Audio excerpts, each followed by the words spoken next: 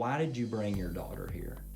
My daughter is a very bright child. She's full of life. Her teacher was telling me at school how disruptive she can be and how she was not focusing at all and how she would distract the whole class. I just knew that if she could focus, she would have real power. Yeah. And I talked to my pediatrician, and I was on the verge of considering putting her on some kind of ADD medication.